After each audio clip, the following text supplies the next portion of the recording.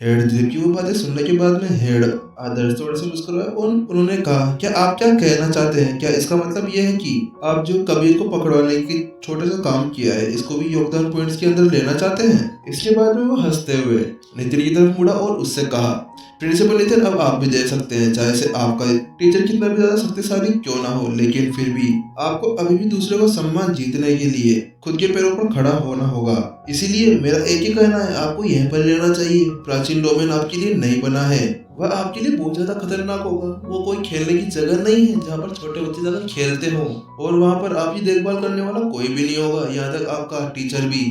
Head आदर्श की बातें सुनने के बाद में नितिन ने अपना सर खुजलाया और वो सोचने लगा, क्या केवल इतना ही? क्या किसी की शक्ति का पता साधना से चलता है? क्या दूसरा पक्ष ज्यादा ही नहीं सोच रहा था? क्या वो मेरे को अभी भी छोटा समझता है? वो इतनी जल्दी कैसे निष्कर्ष के ऊपर पहुंच सकता है? उसके बाद में नितिन हेड आदर्श की तरफ मुड़ा और उनसे कहा, क्योंकि ऐसा मामला है और आप ऐसा ही सोचते हैं तो ठीक है। उसके बाद में नितिन ने थोड़ा से मुस्कान दिखाते हुए जल्दी से कॉम्बैक्ट मास्टर प्रीतम की ओर मुड़ा और उनसे कहा, अच्छा तो कॉम्बैक्ट मास्टर प्रीतम तो इस लायक है ना कि वो इस टीम के अंदर शामिल हो सके? हाँ, क्यों नहीं। आखिरकार कॉम्बैक्ट मास्टर प्रीतम एक संत लेवल स्टेज 2 के लड़ाकू है और उसके साथ में कॉम्बैक्ट मास्टर भी है, तो इसके साथ में वह इस टीम के अंदर शामिल होने के योग्य भी हैं। हेड आदर्श ने जवाब दिया। हेड आदर्श की बात सुनने के बाद में नितिन जल्दी से कॉम्बैक्ट मास्टर प्रीतम की ओर मुड़ा और उनसे कहा, कॉम्बैक्ट मास्टर प्रीतम, क्या आप मेरे साथ में एक एक हाथ करना चाहेंगे? नितिन की इस तरह की बात को सुनने के बाद में कॉम्बैक्ट मास्टर प्रीतम भी थोड़े से अचंभित रह गए, लेकिन थोड़ी सी हिचकिचाहट के बाद में उसने सिर हिलाया और उसने शांति से जवाब दिया, क्योंकि प्रिंसिपल नितिन, आप मेरे साथ में एक मैच करना चाहते हैं तो ठीक है, मैं आपके साथ में एक मैच करने के तैयार हूँ, लेकिन कारण कुछ और था। कॉम्बैक्ट मास्टर प्रीतम नितिन की शक्तियां जांचना चाहते थे, क्योंकि जब उसने उसके दो डायरेक्ट स्टूडेंट्स को देखा कि वो कितने ज्यादा खतरनाक थे, तो वो भी देखना चाहता था कि आखिरकार उनके टीचर कितने ज्यादा खतरनाक होंगे। और क्योंकि नितिन कभी आसपास नहीं होता था, इसीलिए उनको कभी मौका ही नहीं मिलता था कि वह उनसे कब लड़ने का मौका निकाल पाए। और क्योंकि अब उसके पास में नितिन की ताकत की जांचने का बहुत अच्छा मौका था, इसीलिए कॉम्बैक्ट मास्टर प्रीतम की रुचि जल्दी से बढ़ गई। और कॉम्बैक्ट मास्टर प्रीतम को खुद के ऊपर ज्यादा विश्वास था, क्योंकि वह संत लेवल स्टेज 2 के ऊपर थे और नितिन नवजात संत के टॉप पर ही था, इसीलिए उसे पूरा विश्वास था कि वही जीतेगा। कॉम्बैक्ट मास्टर प्रीतम ने कहा, चलिए चलते हैं, हम ट्रेनिंग ग्राउंड के अंदर ही हमारा मैच होगा। लेकिन नितिन ने कहा, नहीं नहीं, इसकी कोई जरूरत नहीं है, हम लोग यहीं पर ही जल्दी से इस मामले को निपटा सकते हैं। लेकिन कॉम्बैक्ट मास्टर प्रीतम ने जल्दी से जवाब दिया, नहीं नितिन, यहाँ पर हम ऐसा नहीं कर सकते, क्योंकि यहाँ पर हमारा लड़ना बहुत ज्यादा खतरनाक होगा, क्योंकि इसके साथ में मेरे संत लेवल स्टेज 2 की ताकत मिल जाएगी तो ये पूरा रूम तबाह हो जाएगा, और ऐसा हम लोग नहीं कर सकते, क्योंकि ये एल्डर हॉल है, और अगर ये गिर गया तो हम किसको जवाब देते फिरेंगे। नहीं नहीं, इसकी कोई जरूरत नहीं है, तुम चिंता मत करो, हम यहाँ पर आराम से लड़ेंगे और इस हॉल को कोई भी हानि नहीं पहुंचेगी। तेने मुस्कुराते हुए जवाब दिया, क्या कहा आपने? जल्दी खत्म। उन सभी शब्दों को सुनने के बाद में कॉम्बैक्ट मास्टर प्रीतम का रंग भयानक हो गया और उसका चेहरा लाल होने लगा, और उसने जल्दी से जवाब दिया, ठीक है, अगर प्रिंसिपल नितिन, अगर आप ऐसा ही करना चाहते हैं तो ठीक है, और हम इसके अंदर ज्यादा देर भी नहीं करते हैं। इसीलिए इसी के साथ में कॉम्बैक्ट मास्टर प्रीतम ने अपनी स्टोरी से अपनी तलवार बाहर निकाल ली।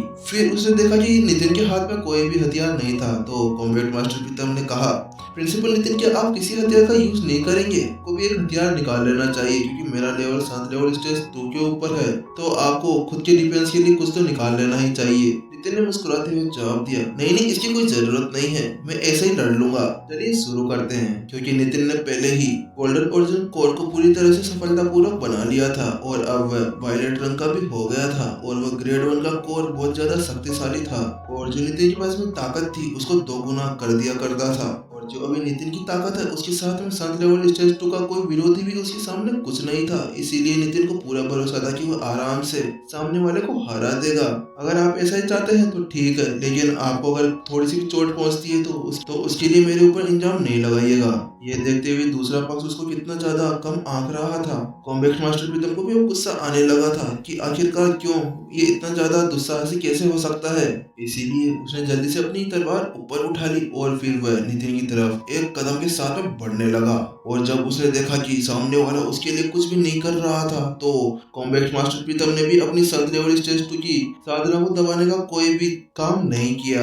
इसी के साथ में कॉम्बैट मास्टर प्रीतम 7 लेवल स्टेज 2 के लेवल के साथ में अपनी नितिन की तरफ तेजी से बढ़ने लगा। उसकी शक्ति पूरे एरिया के अंदर फैलने लगी थी। उसका ऑरा बहुत ज्यादा खतरनाक था क्योंकि वह एक कॉम्बैट मास्टर था और उसके दायरे के कोई भी लड़ाकू उसके आसपास भी नहीं पटक सकते थे। पूरा कमरा गड़गड़ाने लगा और उसकी ताकत से उसके अंदर दरारें भी चलने लगी थी। कितना शक्तिशाली है ये। स्कूल हेड उत्कर्ष, स्कूल हेड शंकर और अन्य लोग सभी के कलर फीके पड़ गए जब उन्होंने कॉम्बैट मास्टर प्रीतम की वह शक्ति देखी।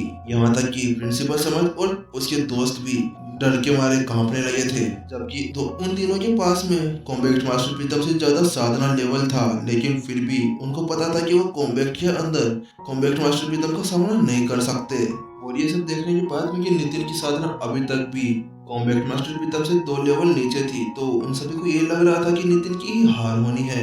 इस विचार को ध्यान में रखते हुए जल्दी से सभी ने नितिन की ओर देखा तो उन्होंने पाया कि नितिन अपनी जगह पर मुस्कुराते हुए खड़ा था। उसने उस अटैक को डॉज करने के लिए कुछ भी नहीं किया, बस वह अपनी जगह पर ही खड़ा हुआ था। वहीं दूसरी तरफ कॉम्बैट मास्टर प्रीतम ने जब देखा कि नितिन उसको नीचा दिखाने की कोशिश कर रहा था, तो उसका गुस्सा और भी ज्यादा बढ़ गया। इसी के साथ में उन्होंने अपनी ताकत को और भी बढ़ा दिया, लेकिन इससे पहले कि नितिन के पास में वो तलवार जाती, उससे पहले आसपास का पूरा एरिया ठंडा हो गया। अब उस शक्ति को महसूस कर सकते थे जो कि कॉम्बैट मास्टर प्रीतम के अंदर से निकल रही थी। चाहे कॉम्बैट मास्टर प्रीतम का हमला इतना ज्यादा खतरनाक नहीं था, लेकिन फिर भी उसके अंदर ताकत लगी थी। अगर नितिन ने उसको डॉज करने की या उसको रोकने की जहमत नहीं उठाई तो नितिन को बहुत ज्यादा चोट लग सकती थी। कॉम्बैट मास्टर प्रीतम इसी के बारे में सोच रहे थे। तलवार को अपनी ओर आते देख नितिन थोड़ी देर मुस्कुराया, लेकिन जैसे ही तलवार नितिन के चेस्ट पर लगने ही वाली थी, अचानक से उसने अपना हाथ ऊपर उठा लिया और 2 उंगलियों का यूज करते हुए उस तलवार को वहीं पर ही रोक लिया। बूम! और जो एनर्जी कॉम्बैट मास्टर प्रीतम द्वारा लगाई जा रही थी, उसी के कारण वहां पर एक जोरदार ब्लास्ट हो गया, क्योंकि वह एनर्जी बहुत तेजी से आगे बढ़ती हुई आ रही थी और अगर उसके सामने एक ब्रेक लग जाता है तो उस एनर्जी की जो प्रतिक्रिया होनी थी वैसे ही उसके साथ में हुई और वह एनर्जी पूरे एरिया के अंदर बिखर गई, जिसके कारण वहां पे जितने भी मास्टर टीचर्स थे उन सभी के ऊपर उसका दबाव पड़ने लगा। लेकिन इसी के साथ में कॉम्बैट मास्टर प्रीतम के चेहरे का रंग उड़ गया जब उन्होंने देखा कि नितिन ने केवल 2 अंगुलियों के साथ में उसकी तलवार को पकड़ लिया, क्योंकि इस तरह की उपलब्धि को हासिल करना बहुत ही ज्यादा मुश्किल था, क्योंकि इसके लिए एक विवेक की आंख चाहिए होती है और उसके साथ में युद्धाभ्यास के अंदर भी कुशलता ही चाहिए होती है। और सबसे ज्यादा इम्पोर्टेंट चीज, उसके अंदर इतनी ज्यादा ताकत होनी चाहिए कि सामने वाले का वार आसानी से वह रोक सके। और दूसरी तरफ कॉम्बैट मास्टर प्रीतम की संतरेउड स्टेज 2 की ताकत इतनी ज्यादा थी कि उसका सामना कोई भी उसकी साधारण लेवल वाला नहीं कर सकता था। लेकिन इस सबसे अलग कॉम्बैट मास्टर प्रीतम उस तलवार को बाहर निकालने की कोशिश करने लगे, लेकिन वह तलवार नितिन के हाथों में ऐसे फंसी हुई थी जैसे किसी ने अपनी 2 उंगलियों से एक सांप को पकड़ा हुआ हो। उसी साथ में नितिन ने अपनी पकड़ को थोड़ा ढीला किया और एक झटका दिया, जिसके कारण और कॉम्बैट मास्टर प्रीतम की उस तलवार के 2 टुकड़े हो गए। लेकिन वह झटका इतना ज्यादा तेज था जिसके कारण कॉम्बैट मास्टर प्रीतम को भी पीछे की ओर जाना पड़ा। वह अभी भी 8 कदम ले चुके थे, लेकिन उसके बाद में भी वह रुकने का नाम नहीं ले रहे थे। वह जहाँ जहाँ पर भी कदम रखते वहां पर एक गहरा गड्ढा हो जा रहा था। लेकिन ये देखते हुए कि अभी तक भी उनकी स्पीड धीरे नहीं हो रही, तो कॉम्बैट मास्टर प्रीतम ने सोचा शायद अगर मैं इसके ऊपर उछलूं और इसको वापस से दूसरी डायरेक्शन के अंदर ले जाने की कोशिश करूं तो शायद इसका प्रभाव कम हो जाएगा। लेकिन जैसे कॉम्बैट मास्टर प्रीतम उछले उनके ऊपर और अधिक ताकत लगी। उस ताकत को कम आंकने की वजह से कॉम्बैट मास्टर प्रीतम पीछे के खंभे की जाके जोरदार टकराए, बूम, और वहां पर एक गड्ढा हो गया। उसके बाद में कॉम्बैट मास्टर प्रीतम ने खून की उल्टियां कर दी, लेकिन अगले ही पल वो खड़े हो गए और उन्होंने अपनी तलवार को अपनी स्टोरेज रिंग के अंदर रख दिया और वह जल्दी से नितिन के पास में आ गए और उन्होंने मुट्ठियां पकड़ते हुए नितिन को कहा, प्रिंसिपल नितिन, मेरे ऊपर इतनी आसानी से जाने के लिए आपका धन्यवाद। क्योंकि अगर इस वक्त कॉम्बैट मास्टर प्रीतम पीछे नहीं हटते और वो हार नहीं मानते तो उनको पता था कि उनका क्या हाल होने वाला था। शायद उनके पूरे मास्क का पेस्ट बना दिया जाए।